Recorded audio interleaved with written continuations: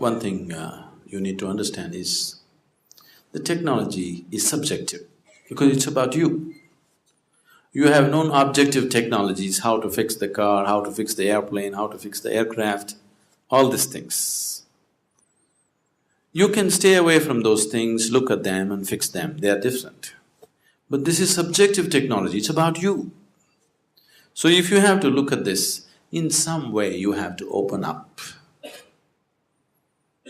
So if we have to open you up, see today, there was a time they were doing surgeries on the street side, you know that? Yes? And if too much blood comes, they would just pick up mud and throw it and stop bleeding in the village. Yes, do you know? Yes or no? If there is a cut or a wound and there's too much bleeding, they would simply take mud and put it somehow to stop the bleeding. But today we have understood, even if we have to open a small opening in the body, we need a certain sterile condition to do it. We have understood that much, isn't it? So, whether it's the physical body, means we need a certain kind of condition.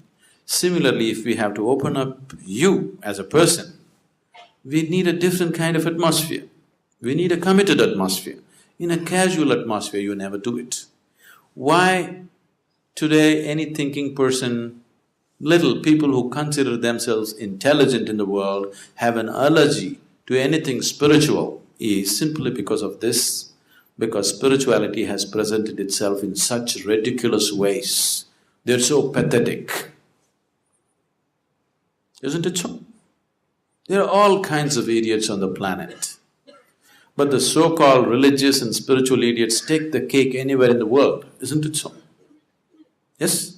This is simply because people started handling spirituality in uncommitted manner. Anywhere, everywhere, talking about it. On the street side, they're talking about Krishna and how he did this and Bhagavad Gita. It's just become ridiculous because you're not demanding a certain involvement and commitment from people. Just anywhere you're going on like a film song or a commercial thing.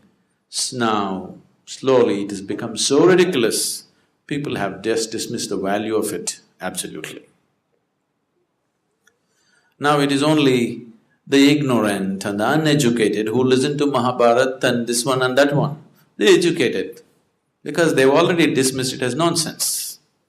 Because it's happening in such ridiculous ways, it is not being presented properly, not creating the right kind of situation for it to grow, simply doing it anywhere. So subjective technology is never attempted in uncommitted atmospheres.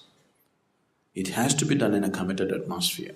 We want to just align these four wheels on which you carry your life. See, you may think and imagine many things about you.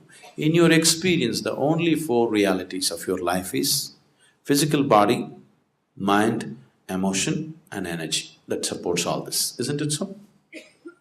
Other things you imagine and you believe from your traditions and cultures, these are the only things which are in your living experience. If you want to go somewhere, if you want to make any kind of journey, you can only start your journey from where you are right now. Wherever you want to go. You want to go to Mumbai or to the moon, you can only start your journey from the seat in which you're sitting right now, isn't it so? If you try to start your journey somewhere else, you will become hallucinatory. Most of the religion in the world, over 90% of the religion in the world has become hallucinatory because they're all trying to start from the third step to heaven, not from where they are. You must first realize what is the experiential reality of who you are.